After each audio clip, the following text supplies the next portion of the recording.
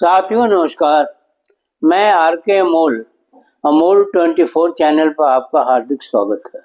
आज आपसे हम सनातन के बारे में चर्चा करना चाहते हैं। बार बार सनातन की बात आती है और हिंदू की भी बात आती है और लोग सनातन को हिंदू से जोड़ देते हैं और कहते हैं हिंदू सनातन धर्म है। कतई नहीं है, ये गलत है, ये लोगों को भ्रमित करने के लिए है। सनातन का अर्थ होता है प्रकृति। प्रकृति का मतलब है जो निस्वार्थ भाव से संसार की सेवा करना, जैसे हवा, पानी, आग, पेड़ पौधे, अन्य इसी प्रकार के प्राकृतिक संसाधन। हवा का कोई मूल्य नहीं होता, पानी का थोड़ा बहुत मूल्य होता है, वैसे कोई मूल्य नहीं होता। उसी तरह से आग का कोई मूल्य नहीं होता। ये निस्वार्थ भाव से सेवा है। और सनातन का अर्थ प्राकृतिक से है, तो फिर धर्म कैसे सनातन हो जाता है?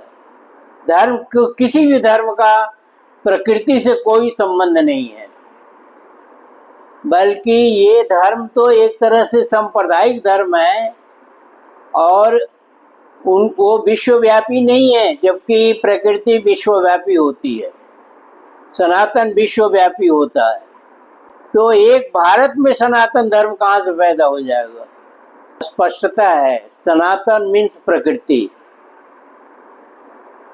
तो फिर ये जो धर्म है, जिसको हिंदू धर्म कहते हैं, ब्राह्मण धर्म कहते हैं, या जो भी कहते हो, या कोई भी अन्य धर्म, वो सनातन कैसे हो सकता है? सनातन तो वो चीजें होती हैं जिनका इस संसार के संचालन में निस्वार्थ भाव से योगदान होता है। किसी हिंदू का कोई अर्थ ही नहीं है, किसी मुस्लिम का, किसी ईसाई का, किसी भी धर्म का कोई मतलब ही नहीं है। तो सनातन धर्म कैसे हो गया हिंदू धर्म? श्लोक से या ग्रंथों में लिख देने से या कहने से या जोर दे के कहने से या किसी अन्य प्रकार से हिंदू धर्म को सनातन धर्म कैसे कर देते हैं आप? हिंदू भी विवादित शब्द है। हिंदू का उल्लेख कहीं किसी ग्रंथ में नहीं हुआ है, हिंदू का उल्लेख कहीं कहीं की चीज में नहीं हुआ है। हिंदू का कोई तात्पर्य नहीं है, न तो ग्रंथों में, नहीं आम बोलचाल की भाषा में एक हिंदू कहा जाता है। उस पर किसी का न विरोध है और न पक्ष है और न विपक्ष है। ऐसी स्थिति में सनातन को धर्म से जोड़ना बेमानी है। संस्कृति हो सकता है धर्म, एक रीति रिवाज हो सकता है। रीति रिवाज मनुष्य ने बनाया है, प्रकृति ने नहीं बनाया है। आपके धर्म के जो भी चोचले हैं वो आप खुद बनाए हैं, प्रकृति ने नहीं बनाया है। फिर वो सनातन कैसे हो सकता है? इस बात पर गौर करिए और ध्यान से गौर करिए कि अगर सनातन धर्म है या हिंदू धर्म को हम सनातन कहते हैं, तो दलितों का हिंदू धर्म कहाँ तक मान्यता देता है? पिछड़ों को कहाँ तक मान्यता देता है? उसके मुख्य संवाहक तो एक ही है, ब्राह्मण है। क्षत्रिय उसकी सहायता करता है, वैश्य धन से उसकी सहायता करता है, क्षत्रिय बल से सहायता करता है। ये तो एक सामाजिक संरचना है, न कि सनातन। ये धर्म जो है एक सामाजिक संरचना है। दलित भी आदमी होता है, पिछड़ा भी आदमी होता है, सभी आदमी होते हैं। फिर सबके लिए समान होना चाहिए। दलित मंदिर में नहीं जा सकता, ये तो नियम आपने बनाया है, कुदरत ने थोड़ी बनाया है, प्रकृति ने थोड़ी न बनाया है। ये मनगढ़ंत जो मूर्तियां, देवी और देवता आपने पैदा किए हैं ये प्रकृति का, इससे कुछ भी लेना देना नहीं है, तो सनातन होने का सवाल ही नहीं पैदा होता। और लोगों को भ्रमित किया जाता है कि ये सनातन है, जबकि किसी भी दृष्टिकोण से यह सनातन नहीं है। और मेरा तो यहाँ तक मानना है कि प्रकृति को ही जो है कमर्शियल नाम है, ट्रेड करने के लिए, धंधा करने के लिए ईश्वर और भगवान, न कि प्रकृति का कोई दूसरा नाम नहीं हो सकता, प्रकृति का कोई तीसरा नाम नहीं हो सकता। अंग्रेजी में भी उसको नेचर कहते हैं तो नेचर ही कहते हैं, उर्दू में उसको कुदरत कहते हैं तो कुदरत ही कहते हैं, और हिंदी में अगर उसको प्रकृति कहते हैं तो प्रकृति ही कहते हैं।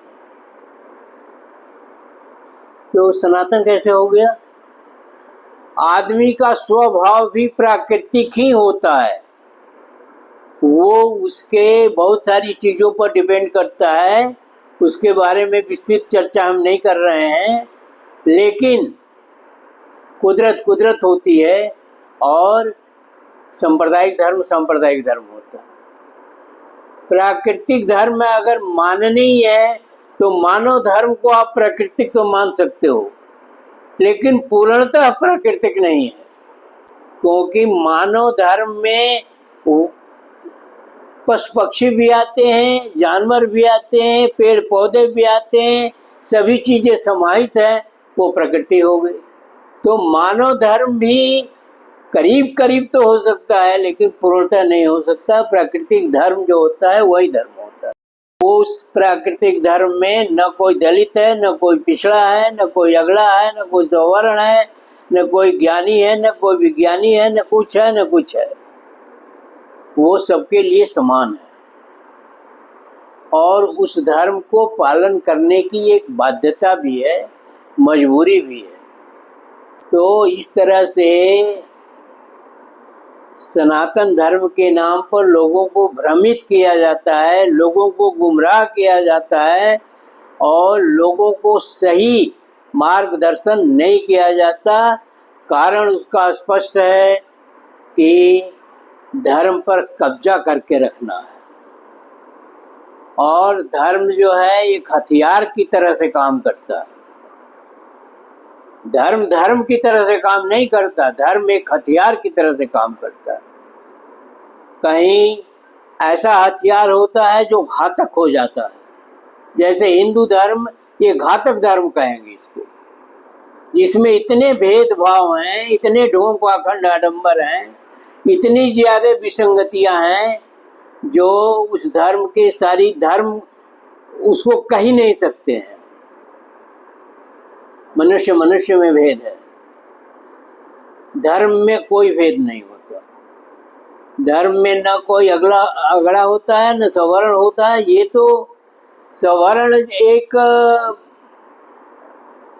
ये कह लीजिए कि एक समाज को विखंडित करने के लिए ये धर्म या सवर्ण और दलित और पिछड़े बनाए गए हैं। दलित क्यों बने? दलित निश्चित रूप से किसी न किसी के अत्याचार से बने होंगे।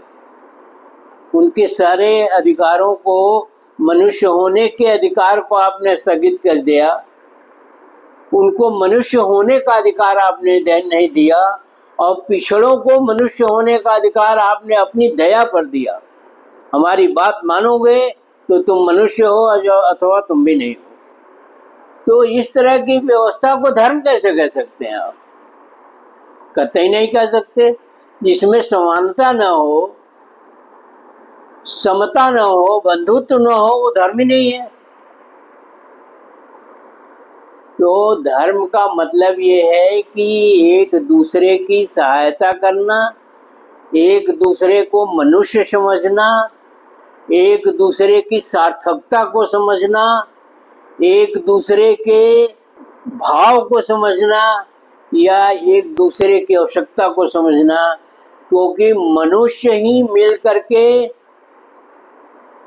इस विश्व का निर्माण करते हैं। इतिहास हो सकता है, अत्याचार हो सकता है, बहुत सारी चीजें हो सकती हैं, परंतु मनुष्य मनुष्य ही रहेगा, क्योंकि वो कुदरती है। वो मनुष्य को कुदरत ने बनाया है, पशु को कुदरत ने बनाया है। गाय देती है दूध, बैल क्यों नहीं देता?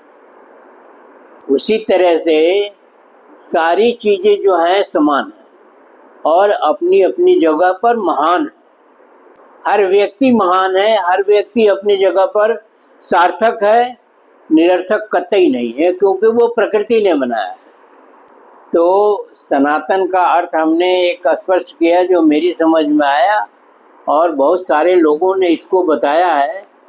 तो सनातन के बारे में भ्रमित न होइए और सनातन के बारे में लोगों को अवगत कराइए कि सनातन ये नहीं है, सनातन प्रकृति है और प्रकृति में सभी की हिस्सेदारी है।